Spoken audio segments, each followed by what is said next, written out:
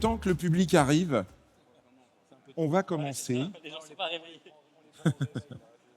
Donc, bienvenue à cette conférence organisée par la FEDA pour le groupe Rectification et Reconstruction Moteur. Le titre est « Quel avenir pour le métier ?» N'est-ce pas ? Parce que, évidemment, le parc circulant vieillit, s'accroît en vieillissant. On nous parle d'électrification, mais en même temps, l'Union européenne est en train de se dire que peut-être on est allé un peu vite. Et à côté de ça, on voit bien que la demande pour les pièces issues de l'économie circulaire est en train de prendre forme, est en train de devenir un segment de marché important partout en Europe. Nous en avons parlé hier dans notre grand forum, hier matin, sur cette arena. Des gens comme Neutrol ou Sustainera ont d'ailleurs dit on n'a jamais vendu autant de moteurs reconditionnés que maintenant. Donc, messieurs, vous êtes des acteurs d'avenir. Voilà, première chose. Nos intervenants, alors de gauche à droite, Ronan Larboulette, autodistribution Fichou, vous êtes directeur après-vente. Bienvenue à vous. À côté de vous, Antoine Roudot, toujours autodistribution Fichou. Vous avez eu le bon goût d'avoir le t-shirt, bravo. Vous êtes Ronan, donc directeur technique. À côté de vous, Fabrice Bocharin, je dis bien Bocharin. Corteco, directeur commercial. Bienvenue Fabrice, merci d'être là. À côté de vous, Samuel Chanen, directeur, alors ça y est, je ne sais plus, marketing commercial. À tous les coups, je fais l'erreur. De Cotrolia, voilà, qui a un très bon emplacement sur le salon, qui a beaucoup de visites. Voilà. À côté de vous, Éric Coquet, VG, directeur général. Ouais, c'est bien, super. Alors VG, on connaît les moteurs, on en fait 30 000 par an, donc voilà, moteur rectifié, voilà, rectifié surtout reconditionné, c'est du Roman. À côté de vous, j'oublie, c'est Thomas Villet. Bonjour Thomas, BG Diffusion, directeur général, donc distributeur spécialisé en composants pour l'environnement moteur. À côté de vous, Éric Talbot, Jean-François Talbot, pourquoi je dis Éric, c'était Éric Coquet, directeur général, je dirais même, c'est ça, directeur général de Talbot Mécanique Rectification, un nom célèbre. et à côté de vous, donc, Yves Lecomte, président de West Motor Rectification et surtout président du groupe métier moteur FEDA. Voilà. Merci d'être là, messieurs, et je crois que vous partagerez avec moi l'idée d'affirmer haut et fort que la rectification, la reconstruction moteur, c'est un métier d'avenir. Donc, on va commencer par parler ensemble de la dynamique du métier en 2025. Alors, la FEDA aime bien dire « merci d'éteindre vos portables ». Donc, je le précise, ce n'est pas éteindre, mais mettez-le en mode avion. Et puis on attaque tout de suite ensemble. Donc, et on rentre dans l'environnement FEDA avec cette diapo qui était faite pour. Donc, on est ensemble pour à peine 1 heure, 56 minutes jusqu'à 10h15. Alors, quelle est la dynamique du métier ? On va commencer avec Jean-François Talbot. Aujourd'hui, est-ce que votre activité est en croissance ? Donc, ATMR, actuellement, cette activité de reconstruction moteur et de rectification de culasse occupe 6 personnes sur 2 sites. On a 2 sites ATMR, à Thouars et à Niort. Ces 20 dernières années, si on remonte dans les années début 2000, la fin 90, début 2000, on note que l'activité a été plutôt en baisse. De 2000 à 2010, grosso modo, là, on a une grosse dizaine d'années où l'activité était plutôt en baisse. En parallèle, on avait aussi des acteurs qui disparaissaient, des rectifieurs qui fermaient, des départs à la retraite ou des reprises qui ne se sont pas faites. Donc, ce qui fait qu'ATMR, en fait, l'activité est restée plutôt stable sur cette période-là. Et on note depuis 2010-2015 un regain d'intérêt. On a de plus en plus de demandes, particulièrement sur l'agricole. L'agricole et le poids lourd. Alors, il faut bien distinguer la reconstruction moteur de la rectification de culasse. Déjà, sur la rectification de culasse, chez nous en tout cas, la clientèle est majoritairement VL, donc des culasses automobiles et utilitaires légers. C'est 80% de la rectification qu'on réalise. On note malgré tout une demande de plus en plus intense sur l'agricole, entre autres. Alors qu'avant, on ne rectifiait pas tellement des culasses de tracteurs, aujourd'hui on le fait. Et côté reconstruction moteur, donc dans une petite société comme la nôtre, on reconstruit en grande majorité des moteurs agricoles et poids lourds, très peu de VL, parce que finalement, le VL, on va plutôt faire du négoce sur cette activité-là. Donc, on va acheter des moteurs, notamment chez VG. On en fait peu. Ce qu'on va faire sur du VL, c'est plutôt des véhicules de collection. Ouais. Donc là où on ne trouve plus finalement d'échanges standards, mais quand on trouve l'échange standard, en fait, économiquement, il faut mieux faire de le négoce que de le refaire en interne. Alors, Donc en rectification, beaucoup d'agricoles, ok. c'est ça. Poids lourd, pas grand-chose. Un petit peu. Il y a quelques séries où, notamment sur les culasses, elles bougent. Donc là, on est amené à les retravailler. Globalement, c'est fiable. Voilà, à quelques défauts de conception près. Au sujet du VL, est-ce que ça ferait est-ce que ça frétille, j'allais dire aujourd'hui? Est-ce que vous voyez que le marché est en train de changer ou pas encore?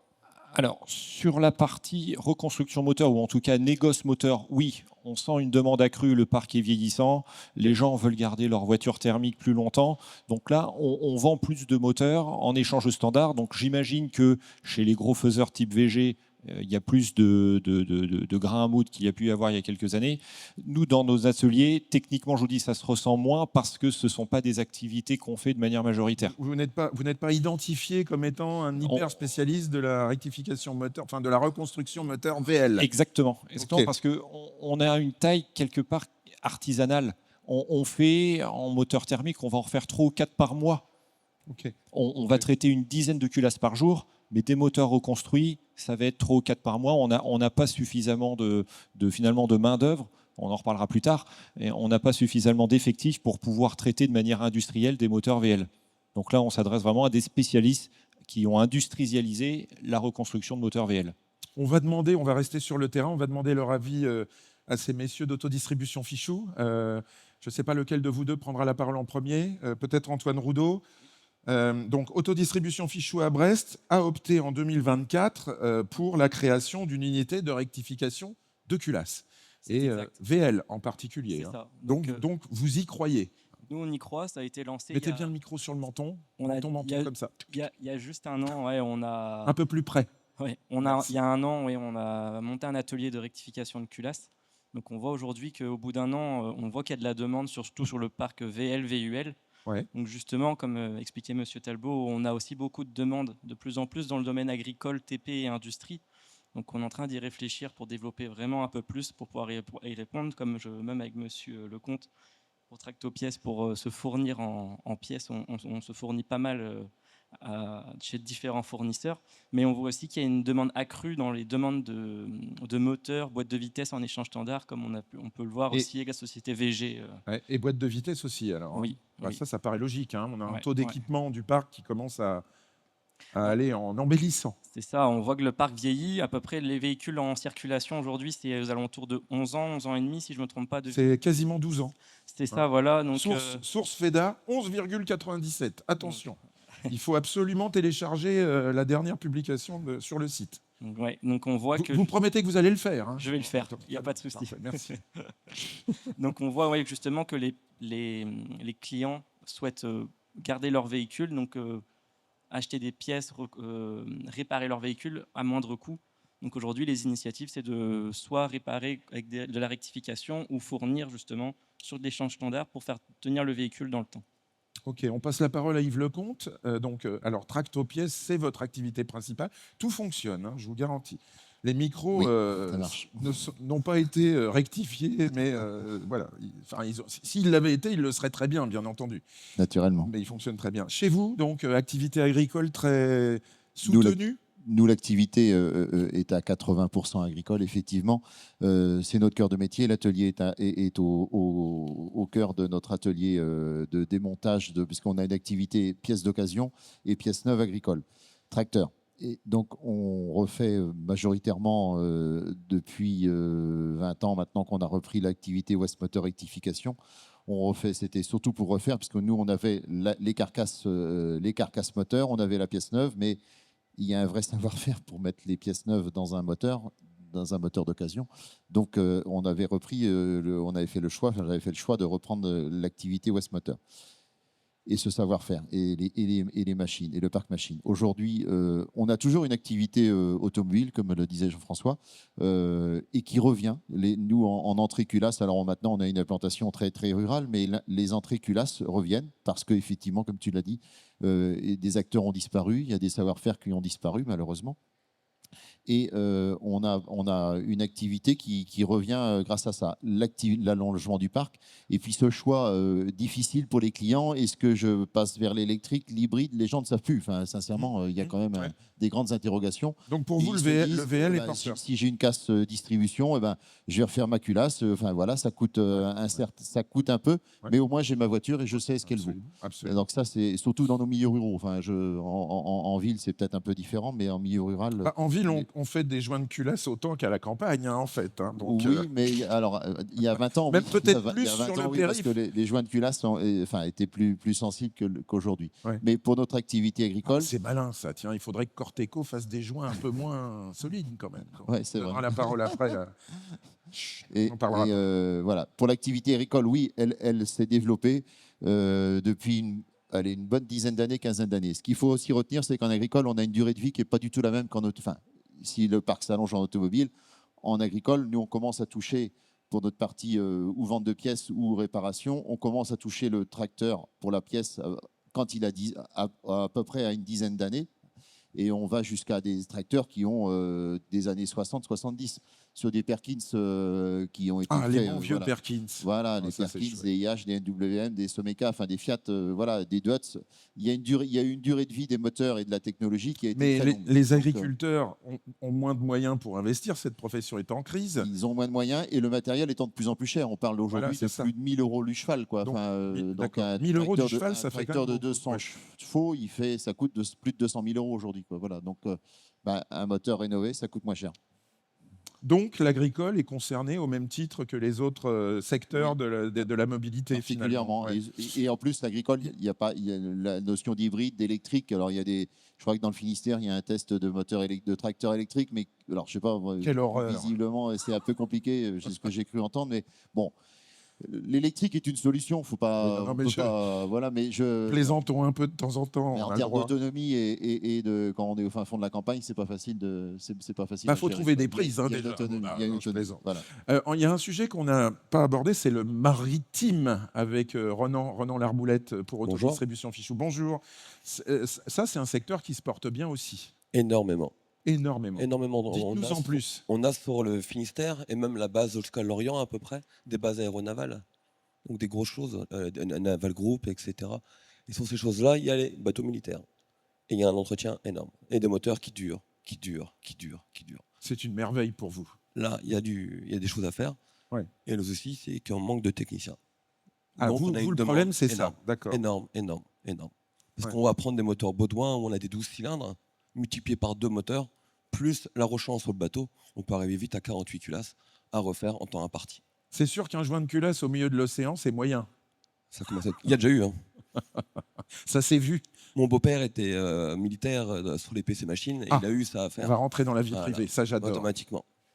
Et alors, vous avez imaginé de faire du dépannage sur place avec un camion J'ai fait dans une autre vie. qui navigue? Ouais. Non, et j'ai fait dans une autre vie du dépannage justement industriel sur les ports et tout ça. C'est vrai? Ouais. D'accord. C'est un métier où il faut aussi faire preuve d'imagination. Un peu, ouais. Fabrice Bocharin, je vous donne la parole, Corteco. Vous êtes un spécialiste des joints, sans jeu de mots. On essaye. Ouais. Alors, est-ce que vous constatez que le métier va bien? Que ce métier-là va bien? Le métier va très bien. Je vais donner 2 chiffres. Alors, sous le contrôle de Bertrand, évidemment, je vais donner 2 chiffres, 98,4 et 50. 98,4, c'est le parc roulant thermique en France. Et non pas le parc croulant. Non, le parc roulant. Donc, ça veut dire quoi? Ça veut dire qu'aujourd'hui, il y a sur 100 véhicules qui roulent, il y en a presque 99 qui sont équipés de moteurs thermiques. Je prends tout en compte. Hein. Oh non, c'est méchant. 97. Attention. L'hybride rechargeable. Et 50%, c'est le nombre de véhicules hybrides qui sont vendus en ce moment sur le marché français. Bah, ça nous laisse de belles années devant nous. Hein. tout Ouais. simplement. Hein. Ouais. Donc, et pour reprendre un petit peu ce que viennent de dire nos clients de chez Fichou, effectivement, le but aussi, c'est de développer les activités, les activités, ce qu'on appelle chez nous heavy duty, poids lourd, agriculture, marine. Et au-delà de tout ça, sur l'activité automobile, nous, ce qu'on rencontre, c'est que la demande est en train d'évoluer énormément. On a Favorablement. Ouais, on a Aussi. des progressions à 2 chiffres. Quand Ouais. on parle d'étanchéité dans sa globalité, on parle évidemment de l'étanchéité statique, mais aussi de l'étanchéité dynamique, tout ce qui est joint SPI, où on intervient énormément. Et on se rend compte qu'avec le vieillissement du parc, la demande sur ces produits-là a complètement explosé. Notre challenge à nous, chez Corteco et chez les gens qui vendent du joint, c'est d'avoir des gammes très longues pour pouvoir répondre à cette demande qui est de plus en plus vaste, que le parc vieillit, mais on a un parc qui est de plus en plus hétéroclite, avec des véhicules qui viennent d'un peu partout. Et le challenge aujourd'hui, c'est de pouvoir dire à des clients comme Fichou, comme Talbot ou d'autres clients, bah, la pièce, on l'a. Et c'est vraiment le challenge de demain pour des équipementiers comme Corteco. On va en parler un peu plus tard de ça, parce qu'effectivement, c'est un grand sujet, la disponibilité des pièces, Effectivement. auquel la FEDA est très attachée. Éric Végé, Éric Coquet, je ne vais pas y arriver ce matin. 30 000 moteurs par an, comment évolue la demande et comment évolue votre réponse? Bonjour à tous, merci pour l'invitation. Avec joie. Nous avons connu, comme vous le savez, une décroissance terrible dans le métier, hein, de 2010 à 2020. C'est ce qu'on disait avec Voilà, effectivement. Jean-François Talbot, bien sûr. Ouais. Voilà, donc effectivement, le parc vieillissant, les opportunités arrivant, nous avons construit une offre très intéressante avec 3 usines. Nous avons racheté il y a 2 ans la société MRT avec 2 usines de production en Hollande, qui a une capacité à une profondeur de gamme très impressionnante, avec une garantie, une qualité exceptionnelle, puisqu'on parle de moins de 3% de retour en garantie accepté, donc qui effectivement nous fait évoluer tous les jours, VG, dans nos usines historiques depuis 60 ans. Voilà, nous essayons de trouver des solutions pour toujours évoluer, de faire venir les constructeurs, hein, puisque nous travaillons pour les constructeurs. Les constructeurs, bien sûr, nous sollicitent de plus en plus, puisqu'ils arrêtent des moteurs. Hein. Récemment, ils ont arrêté 2 familles de moteurs, PSA par exemple. Quel moteur précisément? Les DV5 et les EB2. D'accord, c'est ça. Et donc, nous, on nous a sollicité, et effectivement, on va y répondre, puisqu'ils ont déjà... ils connaissent notre usine, puisqu'on travaille depuis 2010 avec eux pour les pompes injection. Vous allez nourrir la gamme Sustainera. Absolument. Ouais, c'est ça, ouais. Bien sûr. Non, mais Ouais, donc bon, voilà, nos usines sont en normes ISO 14001, etc. Constructeurs, donc de plus en plus, effectivement, les constructeurs vont venir avec nous, puisque le parc vieillissant, c'est des petites séries, et donc forcément, ça les intéresse de moins en moins. Et par contre, nous, on est là pour répondre à ça. est-ce que vous vous rendez compte quand même qu'hier, Autodistribution disait ici, on est prêt à acheter des moteurs à Sustainera et à Notrol, alors que ça va être vous qui allez les faire? Il n'y a pas un sujet de réflexion? Écoutez, on a aujourd'hui... Les moteurs AD, Aujourd'hui, on a la les moteurs capacité... Isotech. On a la capacité d'y répondre. On a vraiment une histoire, hein, 90 ans l'année prochaine. Donc, on a un vrai savoir-faire. On a vraiment une capacité de 3 usines à faire énormément de moteurs, d'évolution. Donc, on est prêt à y répondre d'une manière de qualité. Et on espère effectivement de plus en plus la distribution s'en réjouit, hein, puisqu'on trouve des solutions avec eux. Pour parler de la rectification, je rêve depuis toujours. Vous savez, je suis un peu ancien, donc j'ai un petit peu. C'est vite dit, c'est vite Donc dit. j'étais chez Culas Plus, donc c'était vraiment un réseau qui pour moi avait un avenir, hein, qui a été racheté à l'époque à l'autodistribution. Et la rectification nous a toujours un petit peu pris comme des concurrents par le passé, hein, je dis bien. Et aujourd'hui, c'est vraiment une alternative que je souhaite développer avec eux parce qu'ils connaissent le métier. Ils savent répondre à la prévente, ils ont une technicité incroyable. Et on n'est pas concurrent, on est vraiment une alternative. Quand vous dites ça, quel rôle vous voyez-vous jouer en tant que VG? Eh ben vraiment un support entre nous, la rectification et le consommateur final, qui s'y retrouverait avec des interlocuteurs de qualité et avec des produits de qualité. Et donc, tout confondu, effectivement, trouverait une solution alternative aux constructeurs qui serait entre 40 et 60% moins cher. Et comme on connaît effectivement les problèmes économiques en France qui ne vont pas sûrement s'arranger, on a besoin de trouver, ce que je dis toujours, on a un petit peu un rôle social là-dessus, par rapport à ça, de trouver une relation entre la valeur vénale du véhicule Tout à fait. et la rénovation de nos moteurs, et d'arriver à un équilibre qui soit parfait pour pouvoir trouver des solutions pour le consommateur final et qui puisse utiliser son véhicule encore longtemps. Thomas Villet, on ne vous a pas encore passé la parole. Vous êtes le dernier à parler ce matin. Dirigeant de BG Diffusion, fournisseur des rectifieurs. C'est ça. Chiffre d'affaires 2,5 millions d'euros, 9 personnes, 7 salariés, 15 000 références en stock. C'est ça, Voilà. tout à fait. VPVUL, qui sont vos clients et est-ce que vous constatez une belle dynamique en ce moment? Alors la dynamique est belle, je pense, depuis post-Covid. On a en client les rectifieurs historiquement et les distributeurs de pièces ainsi que les réseaux de Le micro un petit distribution. peu plus près. Pardon. Ouais, merci. Donc oui, la dynamique est plutôt bonne. On a 300 coups de fil par jour à peu près, une centaine de mails à traiter. Donc on a énormément de demandes. On sent quand même avec la conjoncture actuelle un petit ralentissement par rapport aux 3 précédentes années. Quand même. Oui, un petit peu. C'est étonnant, hein, parce qu'on a un peu toutes les informations ce matin. On a du dynamisme, on a de l'attentisme. Après, est-ce que c'est lié à notre positionnement qui est peut-être un peu vieillissant? On n'a pas de site internet, on est un peu. Mais voilà. voilà. C'est sûr. En attendant, bon, pour l'instant, tout va plutôt bien, mais on a des doutes sur l'avenir quand même. Vous avez des doutes sur l'avenir On est le petit pousset, donc on est aussi. À cause de quoi? À cause de quoi? Qu'est-ce qui vous fait craindre que les choses soient en décroissance?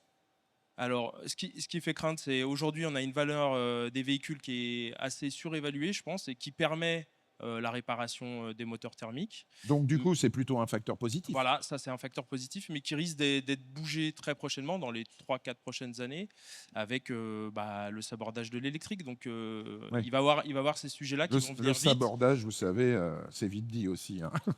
De toute façon, ça va plus lentement qu'on pensait. Oui, bien sûr, mais il faut quand même s'y préparer. On sait... Ouais. Ah oui, vous craignez ça, c'est une sorte d'épouvantail. Oui, je comprends. Mais il ne faut pas alimenter ça, hein, vous savez. Quand on a un parc de 12 ans, non, il faut... Ouais. On va demander son avis à Samuel Chanen, à qui j'ai définitivement oublié de passer la parole. Cotrolia, mais que vient faire Cotrolia dans cette galère? Eh bien oui, bonjour Emmanuel, bonjour à tous et merci à la FEDA pour cette invitation. Quand on pense reconditionnement moteur, on pense aux pièces mécaniques, mais n'oublions pas les pièces électroniques, puisque c'est notre domaine de spécialité. Donc 2 mots sur Cotrolia. Aujourd'hui, 130 passionnés d'électronique, 2 sites, un dédié à la réparation et un autre dédié au remanufacturing, donc à l'échange standard, et une gamme en forte expansion, puisqu'on a 4000 références aujourd'hui, et qu'on couvre, pour ainsi dire, tous les organes électroniques à fort contenu technologique et à forte valeur faciale. Donc typiquement, sur le reconditionnement moteur, on va pouvoir remettre en état de fonctionnement des calculateurs moteurs, des pompes d'injection. À la périphérie de l'environnement moteur, comme en parlait tout à l'heure Antoine, on va intervenir maintenant sur les boîtes de vitesse automatiques. Et il n'y a pas une pièce aujourd'hui qui ne puisse pas faire l'objet d'une réparation, voire d'un processus industrialisé de remanufacturing. C'est hyper intéressant parce qu'on a parlé vraiment grosse mécanique jusqu'à présent. Et là, on rentre dans ce qui fait les moteurs plus modernes, en fait. Voilà. Exactement. Ouais. Donc, en fait, tous les acteurs ici autour de la table ont la possibilité de puiser dans notre catalogue et de faire réparer des organes qui, en valeur neuve, sont en général autour des 1 000 €, voire pour les boîtes de vitesse 2 000, 3 000, 4 000, d'obtenir une pièce qui garantit 2 ans pour le tiers du coût de la pièce neuve, voire 4 fois moins en ce qui concerne les boîtes de vitesse. Vous voyez, messieurs, vous êtes à moins 40% sur le prix du neuf. Vous pouvez passer un deal avec Cotrolia, il vous restera de la marge. Hein. Ceci dit en passant. Bon.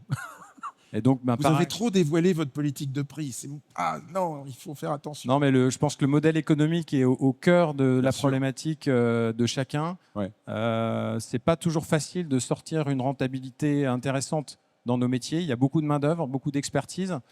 Et ce qu'on sait moins aussi, c'est que le réparateur lui-même peut faire une belle marge souvent aussi importante qu'avec du neuf, voire plus. Marge en euros, ça c'est le secret pour les réparateurs, hein.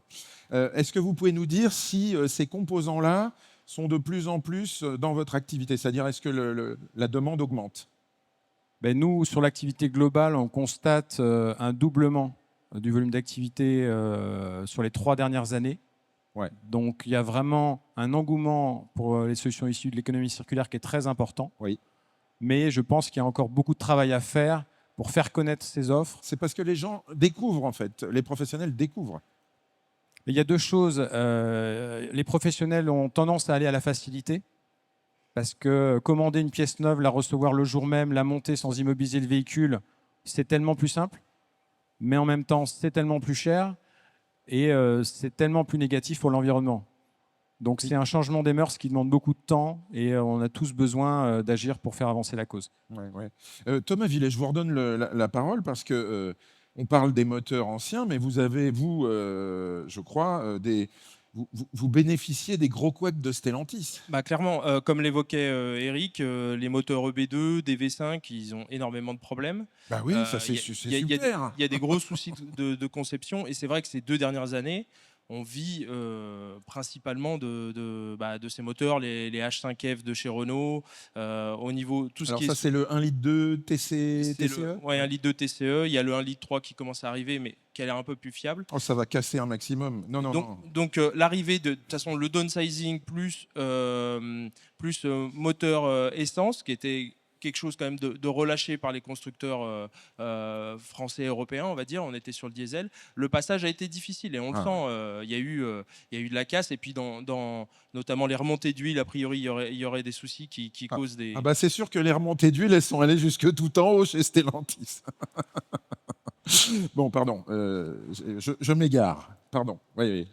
Et donc oui, clairement, on vit de ça et il y a vraiment de la dynamique depuis 2-3 ans sur ces moteurs-là. Ouais. Et voilà, on a été les premiers à avoir les pistons des EB0 en France. On a super bien marché il y a 2 ans en arrière. Et pourtant, on se dit, c'est monté sur des tout petites voitures, valeur vénale, elles sont pas élevées et ça répare quoi. Ouais, ouais. Bon, donc il y a quand même le malheur des uns fait le bonheur des autres, disons-le élégamment.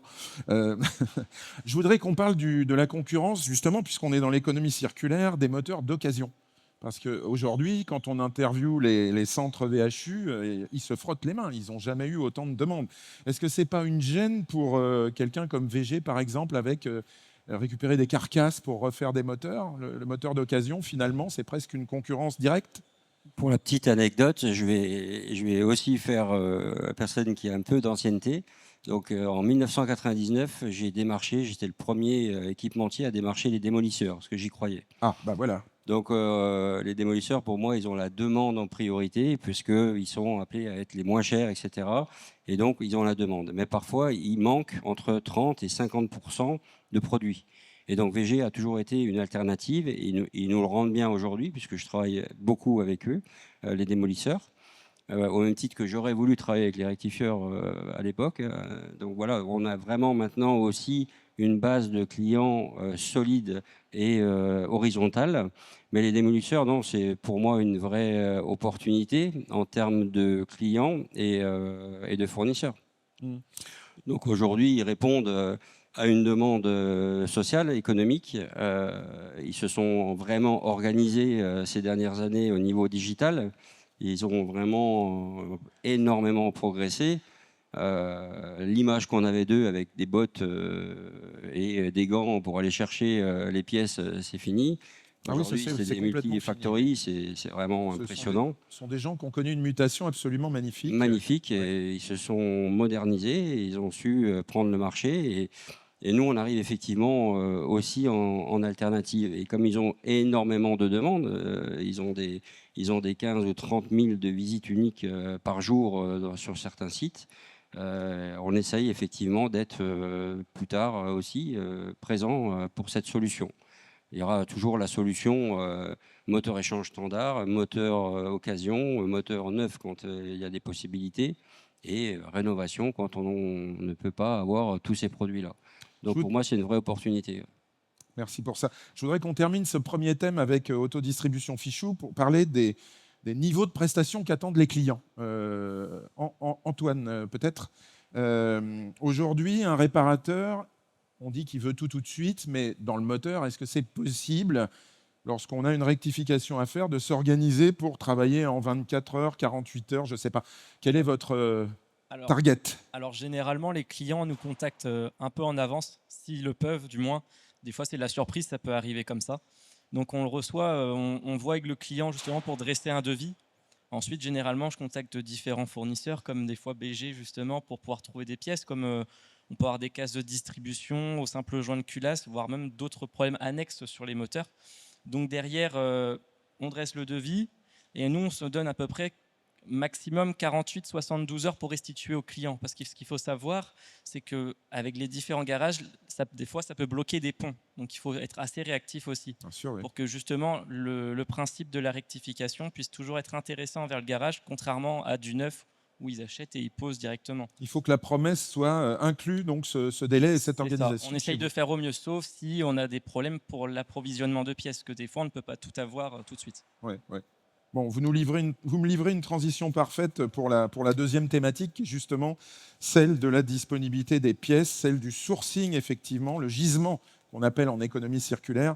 Premier point d'observation, effectivement, la demande aujourd'hui, elle est plutôt là. Hein, il faut la faire vivre. Il faut peut-être faire du marketing autour pour bien faire comprendre à tout le monde, et en particulier peut-être aux groupements de distribution, hein, les adhérents FEDA, qu'il faut avoir une proposition marketing solide, effectivement, puisque l'économie circulaire rentre dans le paysage de manière durable. Mais en termes de composants, Jean-François Talbot, est-ce qu'aujourd'hui vous rencontrez, oui ou non, des difficultés d'approvisionnement en composants? Qu'est-ce que vous pouvez nous dire là-dessus? Je dirais que pour la majorité des culasses, que là on va d'abord parler culasses, on n'a pas de problème pour les véhicules du parc roulant actuel. Pour le gisement, c'est Ouais, bon. ouais, Ouais. pour le gisement, c'est bon. On est livré en règle générale sous 24 heures. Les pièces sont dispo. Ce qui peut parfois coincer, c'est plutôt les transporteurs plus que les fournisseurs. Ah ouais, Parce que selon qu'on prenne un Chronopost, un UPS ou un TNT, même si la promesse est la même, le résultat n'est pas toujours au rendez-vous. Donc les couacs sont souvent à ce niveau-là. Mais en règle générale, les pièces sont dispo. Nous, on traite à peu près 80% de notre besoin avec 2 ou 3 fournisseurs. Donc on a nos habitudes. Et je sais que BG Diffusion est l'un de vos On fournisseurs. fait partie, ouais, tout à fait. Il y en a d'autres, il y a Emmet, Moteur et Services, entre autres. Donc avec ces gens-là, voilà, on est servi en 24 heures, donc ça roule. Par contre, on peut aussi avoir des besoins plus exotiques pour des moteurs de collection. C'est bon? C'est bon. Vous êtes toujours sur un fonctionnement correct, mais Ok, de temps ok. en temps, il y a une coupure. Ça Oui, je sais pas s'inquiète. pourquoi. Et donc là, on fait un travail de fourmi pour pouvoir trouver, parce que dans certains cas, chez nos distributeurs habituels, là, ces pièces-là ne sont pas stockées. Donc on s'aide entre autres d'Internet, parfois des clubs aussi. Hein. On peut être amené, et ça souvent de fois sont les propriétaires des véhicules qui sur la source possible. Donc ça peut être des clubs qui pratiquent de la reconstruction de pièces pour restaurer des véhicules. Par exemple, on est en train de refaire un moteur de Talbot Lago, donc vraiment un véhicule pour le coup d'avant-guerre. Eh bien, on va approvisionner nos pièces grâce au club Talbot Lago. Hein, c'est eux qui ont lancé des refabrications. Oui. Bon, c'est à la marge C'est évidemment. spécialisé. C'est ça, exactement, c'est très spécialisé. spécifique à la marge. Mais voilà, dans la majorité des cas, pour le parc roulant actuel, hein, d'une moyenne d'âge de 12 ans, on trouve chez nos fournisseurs habituels. Renan Larboulette, chez Autodistribution Fichou. Avez-vous suffisamment de gisements, de matières premières, de culasses? Alors on commence, puisque de plus en plus les fournisseurs qu'on connaît, historiquement, BG, VG, etc., on les connaît. Antoine et moi, on arrivait il y a à peu près 1 an chez Fichou pour faire ce métier-là. Et on avait notre historique, dont nos fournisseurs, etc. Donc on a augmenté le panel pour pouvoir répondre énormément à la demande qu'on a. D'accord. Le sourcing aujourd'hui est à la hauteur, il n'y a pas de problème. Il y a toujours des problèmes, mais dans le principe, ça Ouais. fonctionne bien. Quel genre? Il manque des pièces? Il manque des On références? peut avoir, quand on arrive sur la rectification et des codes majorés, des codes compensés, c'est là où on commence à chercher. Quand Et c'est chez- du standard, on trouve. Ouais. Mais dès qu'on rentre dans la chose un peu différente, faut chercher plus. Je vais rentrer dans le détail. Chez les constructeurs, on élimine beaucoup de références, et surtout les références pour les véhicules plus anciens. C'est un secret de polichinelle. On est d'accord. Ouais, on est On d'accord. est tout à fait d'accord. Vous- Ouais. Il y a vous des avez pièces pas- qui Ouais. chez le constructeur directement, ça perd, ils font plus, et c'est là qu'il faut chercher. Vous n'avez pas un exemple à nous donner précisément sur des véhicules de grande diffusion? Enfin, peut-être qu'il y a vraiment des problèmes importants, je crois. Dans le poids lourd, je l'ai vu beaucoup Ouais. avec les Iveco. Les Ouais. anciens Iveco, on trouve plus. Ouais, Donc d'accord. on cherche en casse de moteur pour récupérer les matières et pouvoir avoir une culasse, avoir quelque chose pour repartir. Autrement, le poids lourd va à la poubelle. J'ai déjà eu le cas. Ouais. Et surtout après Covid, où il n'y avait plus de véhicules disponibles, il fallait réparer. D'accord. Énormément. Et des véhicules qui avaient plus d'1 million de kilomètres. Ouais. Et il fallait réparer. Bon, on va faire parler l'équipementier, Fabrice Bocharin, pour Corteco. Le sujet appro, il faut que vous nous expliquiez un petit peu quelles sont vos contraintes à vous, fournisseurs.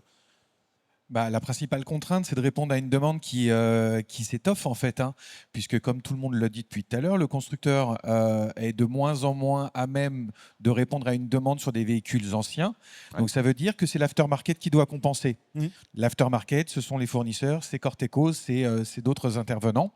Il y a un premier point, il y a un autre point à prendre en compte aussi, c'est que dans les grands groupes comme les nôtres, il y a 6 ou 7 ans, on disait l'électrique va venir détrôner le thermique.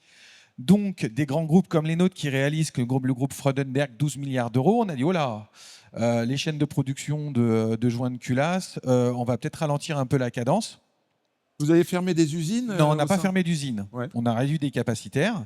Et Ça puis, veut dire quoi, concrètement, réduire des capacités? ça veut dire qu'il y a une demande OI qui s'est vue Supprimée. énormément régresser. Énormément régressé. Donc, évidemment, on a adapté l'outil de production par Vous avez- rapport à une demande qui était inférieure. Il y a eu des reventes de machines? Non, pas des reventes de machines, mais des capacitaires humains et en nombre de produits qui ont été diminués.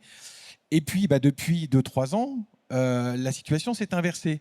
Et il faut expliquer à nos grands patrons dans nos grands groupes Que tout le monde s'est gouré. tout le monde s'est planté, mais on est tous OK pour le dire aujourd'hui, hein. Tant mieux, tant mieux.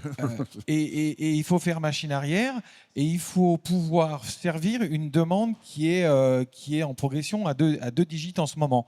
Et c'est là où on sort un peu les rames, effectivement. Alors, on a ce phénomène de volume qui augmente et le phénomène de largeur de gamme aussi qui doit s'étoffer.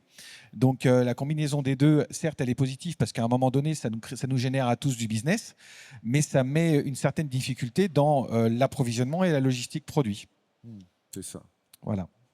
Et ça touche effectivement tout le monde, hein. Personne n'est épargné, sauf peut-être... et encore, à mon avis, même dans la filtration, il doit y avoir des soucis. Quoi. Et évidemment, et j'en reviens à ce qu'on disait tout à l'heure, on parlait du rôle social des entreprises. Je pense que tous autour de la table, on a un rôle social. Quand je parle d'un rôle social, on parlait de la rectification moteur. Vous voyez aujourd'hui qu'en zone rurale, les foyers ont en moyenne 2-3 véhicules à entretenir.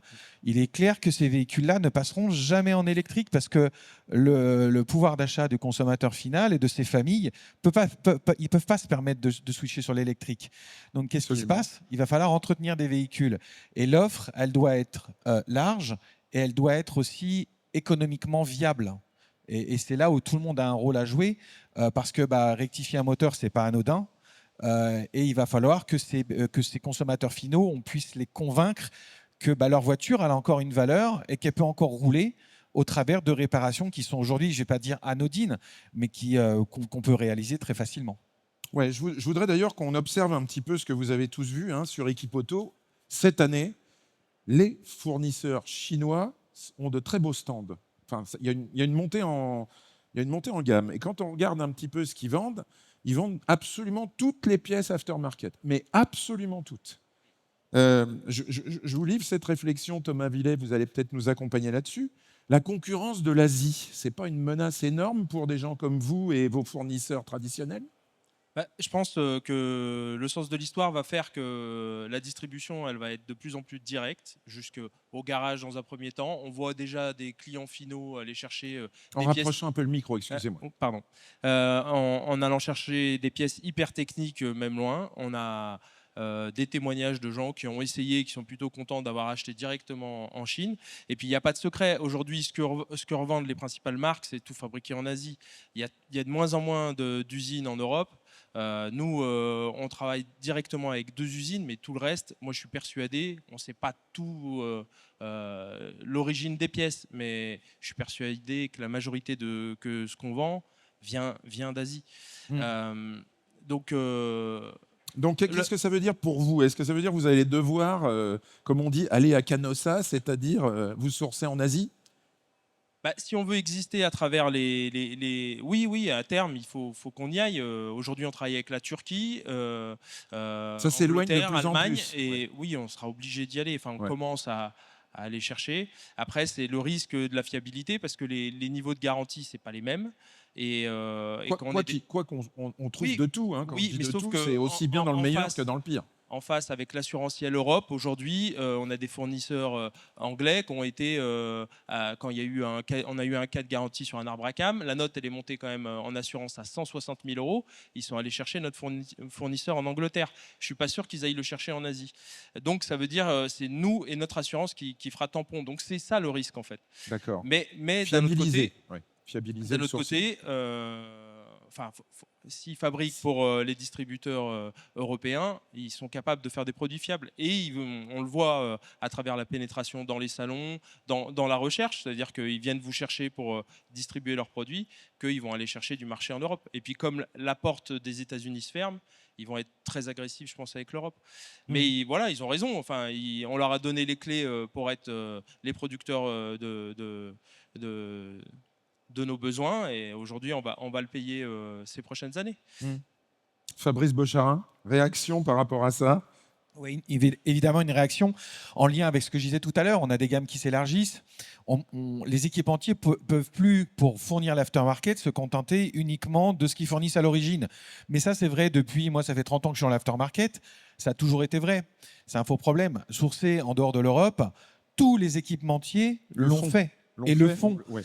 Après, en termes d'expertise, ces équipementiers-là, ils ont des services qualité qui permettent de le faire. Voilà, qui permettent de le faire. Pourquoi? Parce que s'ils font appel à un fournisseur asiatique, ils ont moyen d'aller auditer les chaînes de production, d'auditer la qualité des produits, et au final d'avoir des produits qui sont peut-être pas les moins chers non plus, mais par contre qui offrent une qualité qui est raisonnable. Ok. Alors, quand on parle de géographie, on peut parler aussi de e-commerce. Dans vos métiers, messieurs, il y a des... Alors, on n'a pas encore de moteur disponible sur eBay, et encore, à mon avis, si. Pour la moto, c'est certain. J'ai acheté un moteur d'occasion sur eBay, donc bon, pour une moto. Donc, c'est possible. Mais on a cette histoire de pricing également avec des gens, avec des sites internet qui vendent effectivement des composants pour l'environnement moteur, avec des niveaux de prix et des niveaux de qualité qui sont totalement erratiques, disons-le comme ça. Hein. Fabrice Bocharin, qu'en pensez-vous de ça? C'est compliqué pour vous, les fournisseurs? On cite eBay, on peut citer Autodoc, et ça peut perturber le marché? Alors, cette discussion, on va l'avoir tout le temps, en fait. Ouais. Puisque des nouveaux intervenants sur le marché, on en aura toujours. Et je me rappelle d'une époque où certains hurlaient contre des pure players comme Oscaro. Et aujourd'hui, Oscaro s'est fondu dans le paysage, voire il s'est vu être intégré par un grand nom de la distribution, qui est l'autodistribution. Maintenant, aujourd'hui, on va parler d'Autodoc. Hier, on parlait de Mister Auto. On va parler d'Autodoc. Demain, ça sera autre chose. Je pense que la distribution, elle évolue et il faut s'adapter à elle. Maintenant, le problème du pricing, on est sur une internationalisation du commerce et on ne pourra pas faire face à ça. La réponse que peut avoir, ou qu'a déjà une société comme Corteco, comme beaucoup d'autres équipementiers, c'est l'harmonisation des prix, principalement en Europe. C'est très compliqué à mettre en place. Ça peut se faire que petit à petit. Il est clair qu'un distributeur polonais où le SMIC est à 400 € peut évidemment se positionner plus facilement qu'un distributeur français où le SMIC il a mis 400. Maintenant, je pense qu'au niveau des équipementiers, on a des moyens de levier pour pouvoir justement jouer sur les prix et faire en sorte qu'on ait des corridors de prix de plus ou moins 15%, mais pas de 50% ou 60%, comme ça peut se voir ponctuellement. C'est un gros chantier.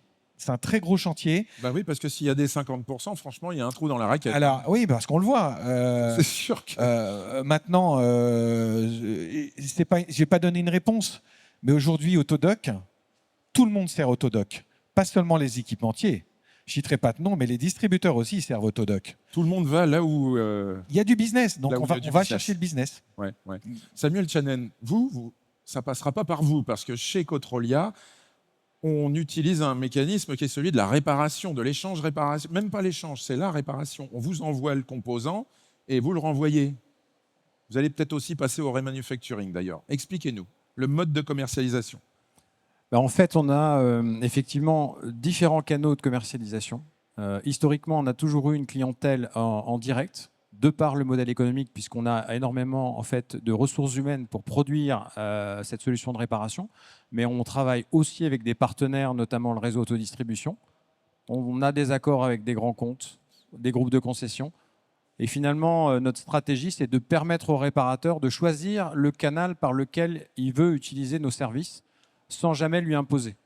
Oui, mais simplement, pour un composant électronique d'un moteur, par exemple, on imagine que le moteur, il est dans l'atelier, le réparateur, il s'aperçoit que ça ne marche pas, quoi. Il a besoin de votre activité. Là, c'est de la réparation. Il vous envoie le composant et vous le retournez. Alors, effectivement, mais pas seulement. C'est vraiment le cœur de métier historique. Par contre, on a aussi développé une solution alternative, puisque un calculateur moteur, par exemple, n'est pas toujours réparable à 100%. Et à ce moment-là, il faut pouvoir proposer une solution complémentaire, un plan B. Donc vous avez du stock. Et là, on a des pièces reconditionnées. On a 12 000 pièces en stock qui attendent de trouver preneur et qui nous permettent d'apporter une solution rapide pour pallier à la non-réparabilité d'un certain nombre de pièces. Quand on ouvre les boîtiers, parfois, les cartes électroniques sont dans un mauvais état. Et malgré tous les efforts qu'on déploie, on ne peut pas toujours leur donner une seconde vie. Et puis effectivement, comme tu le disais, Manuel, on a une évolution vers le remanufacturing, c'est-à-dire que de plus en plus, on développe une offre de produits en échange standard qui sont réparés donc, à partir de la vieille matière, avec des chaînes dédiées, par exemple sur des réservoirs AdBlue, des boîtiers fusibles ou encore des blocs ABS. Et on est en train de développer une gamme qui sera de plus en plus importante dans les mois et les années qui viennent. Et l'objectif, là, c'est de pouvoir servir un produit de qualité équivalente à la pièce d'origine, avec les mêmes garanties, et qui puisse être commandé et livré finalement à J+1 comme n'importe quelle pièce d'origine. Très bien. Merci pour ça, messieurs. Je voudrais qu'on termine ensemble sur une question de marketing ou de communication. Enfin, je pense que c'est de marketing. Est-ce qu'il ne faut pas, pour crédibiliser votre offre, aller vers une sorte de certification en amont, de dire nous travaillons avec des fournisseurs qui sont audités, certifiés. En aval, on propose tel niveau de service, puisqu'on a parlé de tout ça ensemble. Yves Lecomte, je vous laisse la parole, et puis ensuite Jean-François Talbot. Oui, alors c'est un peu l'idée forcément du groupe moteur, naturellement, d'essayer de, alors non pas de contrôler, c'est pas ça, parce qu'on est des indépendants et on est juste là pour partager, mais d'essayer d'avoir une chaîne cohérente entre les approvisionnements, nos ateliers, et pouvoir avoir une offre cohérente auprès de nos clients. Mais comme ça a été évoqué avec l'Asie, tout ça, c'est pas facile. Sincèrement, l'approvisionnement, des fois, la pièce, on va la chercher là où on peut la trouver. Enfin, concrètement, il n'y a pas de miracle. Tu appelles 2-3 fournisseurs, si le premier qui dit oui, moi j'ai ça, bon voilà, tu as trouvé une solution. Faut pas, enfin, là-dessus, moi, par expérience, on peut essayer d'être plus blanc que blanc, mais c'est la connaissance du sourcing. Quoi, c'est la connaissance du sourcing qui est importante. Oui, nous, on fait, pour la partie agricole, on fait refaire des pièces. Alors, effectivement, tu parlais aussi tout à l'heure de pièces en côte réparation, choses comme ça. On fait des soupapes, nous, en Turquie, des séries de soupapes pour du MWM ou du IH en tête majorée, parce que ça gagne du temps. Ça nous gagne du temps beaucoup à la rénovation, et ça permet aussi de sortir la pièce à un coût acceptable pour le client final, parce qu'il y a toujours ce rapport, comme ça a déjà été dit aussi, avec le coût du matériel, enfin la valeur intrinsèque du matériel. Ouais. Jean-François Talbot, vous pensez que c'est possible d'imaginer une certification de service de qualité ? Est-ce que ça fait partie des réflexions à mener ? Sur la partie appro ou sur la partie... Sur la partie offre présentée aux professionnels, donc ça inclut les appros, bien sûr. Ouais. Ça inclut tout. Et je rejoins assez Yves sur le fait qu'à un moment donné aussi, il faut qu'on puisse le dépanner. Donc c'est parfois compliqué et il peut arriver qu'on soit amené à fermer les yeux finalement sur le sourcing qu'on serait amené à faire, ce qui est rare malgré tout. Comme je vous disais tout à l'heure, 80% de nos besoins sont traités avec des fournisseurs connus et avec des pièces qui le sont tout autant. Après, pour ce qui est de notre métier en tant que tel, avec la FEDA, on a été mis en place un label moteur Éculas, en fait, où on va qualifier le rectifieur motoriste sur sa capacité à reconstruire un moteur suivant un cahier des charges. Okay. Et à partir de là, le client, qu'il soit particulier ou professionnel garagiste, a la certitude qu'il aura un niveau de qualité qui sera égal d'un prestataire à un autre. Ça, c'est un travail effectivement que vous pouvez maîtriser assez facilement finalement. Voilà. Et donc, il va ajouter grâce à un référentiel, effectivement. À condition, Yves Lecomte, d'avoir les bons profils et la bonne formation. Oui, c'était un peu l'enjeu de nos 2-3 dernières années. Ouais. Il y reste une formation, il restait une formation à Nevers, à l'AFPA de Nevers, avec un atelier qui tient la route. On y a fait une réunion il y a 1 an et demi, 2 ans, et avec un formateur, un garçon pour lequel on a beaucoup d'estime, mais malheureusement, alors ça s'appelle un titre. Le TRMTO. Voilà. Technicien, reconstruction moteur et technicien d'organes. Voilà. Okay. C'est donc un titre à finalité professionnelle en bac+1, c'est ça? Alors, bac+1, je ne sais pas, mais. En diplôme +1. En diplôme +1, oui. Okay. C'est fait sur 1 an, effectivement. Ouais. Ce diplôme a été reconduit pour 5 ans. Par le ministère de l'économie, on s'est battu, avec Jean-François, avec d'autres collègues, avec Jean-Pierre et Sabrina, auprès donc du ministère. On a assisté à deux et le ministère a entendu que effectivement le thermique on a encore besoin du thermique, encore un avenir. Incroyable, ils ont entendu. Vu de Paris, vu des ministères parisiens, c'est pas toujours le cas. Et ils ont entendu que dans les campagnes, il y a encore besoin de moteurs. Entre autres, moi j'ai parlé bien sûr pour notre ruralité, mais ils ont entendu et reconduit le diplôme. Maintenant, le label, le diplôme. Oui, maintenant, le titre, merci. L'enjeu maintenant, c'est de pouvoir trouver le bon centre de formation. C'est l'enjeu de cet hiver, je crois. Aujourd'hui, c'est à Nevers, je crois. C'est à Nevers aujourd'hui, mais l'atelier, c'est un peu plus compliqué. Donc voilà, c'est aujourd'hui un peu compliqué parce qu'ils n'ont plus le financement de la région Rhône-Alpes. Voilà. Donc ça pourrait partir, l'AFPA pourrait mettre ça peut-être plutôt dans l'ouest, ou alors il y a peut-être une autre solution avec, pourquoi pas le Garac à Paris. Voilà. Le président de la région Rhône-Alpes, il vise d'autres ambitions. Il a d'autres ambitions que la rénovation moteur à Nevers. Ouais, ça, il n'a absolument rien à faire. Ça, c'est tout à fait clair. Bon, ne faisons pas de politique ce matin, ça ne nous regarde pas. Est-ce que Bertrand ou Alain peut-être veut me rejoindre pour la passation de présidence? On va terminer par ça. On va donner un micro à Alain. Voilà, j'ai mis une diapo importante à l'écran. Bon, d'abord, une première remarque. Et quand je vois les 50 ans d'Équipe Auto, il y a un anniversaire aussi qu'on pourrait évoquer. C'est les 30 ans d'une déclaration d'un de mes prédécesseurs, qui était Jean Morus, qui avait dit en 1995 la France va se paupériser et donc il faut penser au rétrofitage des véhicules. Et alors, cette pensée de 1995, quand il l'a annoncé, ça m'a paru un peu saugrenu, je dois dire, à l'époque, en me disant, que dit-il ce vieux bonhomme là qui nous parle de rétrofitage des véhicules? Et il s'avère qu'aujourd'hui, on en est presque arrivé là. C'est-à-dire qu'on considère que les véhicules anciens méritent de durer. Et donc, à travers les pièces issues de l'économie circulaire qui se développe, il suffit d'aller dans le hall 2 aujourd'hui pour voir combien cette discipline qui était devenue ringarde, on peut dire à un certain moment de notre existence, trouve aujourd'hui une forme de modernité extraordinaire quand on parle de la réparation durable et abordable et de faire durer les véhicules. Donc je crois que ce qui a été dit aujourd'hui, et la FEDA est très impliquée dans cette démarche. On a parlé des culasses et moteurs, mais on parle aussi d'économie circulaire d'une façon générale. Et je pense qu'il faut absolument que notre groupe métier, qui va donc, et c'est ça l'objet de mon intervention, qui va changer de président, puisque jusqu'à présent, c'était Yves Lecomte qui assurait la présidence de ce groupe moteur.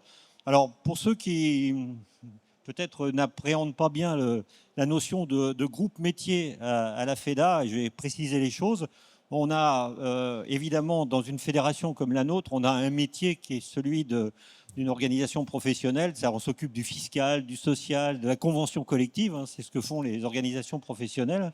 Mais évidemment qu'on a une mission aussi, c'est de s'intéresser à nos métiers. Et on s'intéresse à nos métiers à travers quatre groupes métiers. Le premier, c'est VL, Diesel et Nouvelles Technologies, dont Jean-François Niort est le président. On a un groupe métier Carrosserie Peinture, dont Éric Malen, qui est un éminent distributeur de peinture, est le président. On a un groupe métier Poids Lourd, dont le président est Benoît Mijon de TVI. Et on a un groupe moteur, économie et économie circulaire, on va le qualifier comme ça. Alors, qu'est-ce qu'un groupe métier ? C'est un groupe qui est d'abord l'affaire des distributeurs, puisque à la fois la composition du groupe et la présidence sont assurées par des distributeurs adhérents de la FEDA. Et la FEDA, dans cette affaire, fait du back-office, si on peut dire, et aussi prolonge l'action des groupes métiers, notamment si le groupe métier estime qu'il y a des démarches à faire auprès des pouvoirs publics, etc. Donc, prend en charge ces actions-là. Mais la réflexion, les conclusions, la mise en œuvre, par exemple, du label dont on parlait à l'instant, hein, le label moteur, c'est une initiative du groupe métier et ça a été décidé par les distributeurs eux-mêmes pour valoriser leur métier et valoriser la fonction de rénovateur culasse moteur. Voilà. Donc alors, jusqu'à aujourd'hui, c'était Yves Lecomte qui en était le président. Il a souhaité passer le flambeau et c'est donc Jean-François Talbot qui va assurer à partir de maintenant la présidence du groupe avec de grandes ambitions. Hein, voilà. Donc applaudissements pour Jean-François Talbot et surtout pour Yves Lecomte qui a fait... Et alors, donc j'ai passé la parole à Yves Lecomte qui va donc vous faire un petit mot pas d'adieu, mais de... Ah, parce que... Non, je reviendrai rue Pergolèse. Non, je voulais simplement te remercier, Alain, de ta confiance. Et puis, voilà, on a passé... Enfin, j'ai passé... C'était une expérience vraiment enrichissante pour moi. Et puis, je tiens bien sûr à remercier Sabrina. Il y avait Jean-Marie à l'époque, mais très, très bien remplacé par Sabrina, dont je remercie son engagement. Et puis Jean-Pierre aussi sur le terrain et ses conseils, parce que Jean-Pierre, c'est quand même quand on ne connaît pas, tiens, tu connais? Bah oui, je connais, c'est parce que j'en sais croiser. Enfin voilà, merci à ses connaissances. Et puis, juste pour l'anecdote, il y a 25 ans, j'étais à Thouars, bon, pas 25 ans, 20 ans avec mon frère à Thouars. On avait été accueillis par Jean-Luc Talbot dans le groupe des rectifieurs de l'Ouest. C'était déjà, on voulait s'engager pour notre métier. Et maintenant, je suis content de te transmettre le bâton. Et je sais que ton dynamisme et tu as des idées voilà, qui vont nous enrichir tout le groupe en tous les cas. Merci Jean-François d'avoir accepté. Merci évidemment d'avoir pensé à moi. Merci à Alain d'avoir accepté la proposition de Yves. Donc je suis très honoré effectivement de la présidence de ce groupe que j'ai intégré d'ailleurs il y a 2 ou 3 ans, hein, c'est pas très très vieux. On perpétue effectivement l'aventure familiale vu que papa tend toujours à l'entreprise bien évidemment, mais avait pris aussi la présidence d'une structure assez similaire. Donc je suis très honoré de ça. Il y a un point dont on n'a pas suffisamment parlé à mon sens et qui est l'enjeu majeur de nos activités techniques, qu'elles soient moteurs ou autres d'ailleurs, c'est la formation des jeunes. Ça, c'est un sujet moi, qui me tient particulièrement à cœur et ça va être le sujet que je vais prendre à bras-le-corps avec ce titre de président. Je me demande au ministère de l'Éducation nationale s'ils savent quelles sont les activités et quels sont les besoins d'un rectifieur motoriste, parce qu'on l'a constaté tout à l'heure, Yves l'a dit, il n'y a plus de formation de motoristes, de rectifieurs motoristes, alors que c'est un métier d'avenir, on vient de le démontrer là pendant cette heure.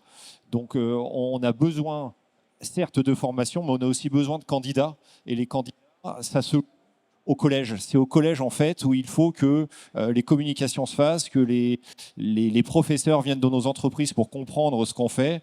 Et ça, c'est à nous tous, techniciens, chefs d'entreprise, dans nos boîtes, en fait, d'ouvrir nos portes à ces structures, à ces collèges, à ces lycées, qu'on fasse visiter, qu'on fasse connaître nos métiers. Il faut bien aussi se mettre à la place de ces gens à l'extérieur de nos entreprises qui voient des bardages blancs ou de différentes couleurs, mais qui ne savent pas ce qui s'y passe à l'intérieur. Et là, on a clairement un rôle à jouer. Il faut qu'on fasse connaître besoin de ça. Et à partir du moment où on aura des centres de formation, on pourra les remplir avec des jeunes que derrière, on pourra intégrer dans nos entreprises. Et c'est à ce moment-là qu'on pourra développer notre activité et qu'on pourra pérenniser et derrière offrir à nos clients des services dont ils ont besoin pour faire rouler leur véhicule. Merci. Merci Jean-François. Applaudissements à nouveau pour nos intervenants, nos interlocuteurs.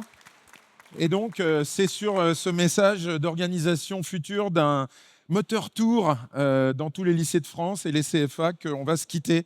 Donc, excellent salon Équipe Auto. Profitez de votre présence à Paris et excellente journée à tous. Avec plaisir.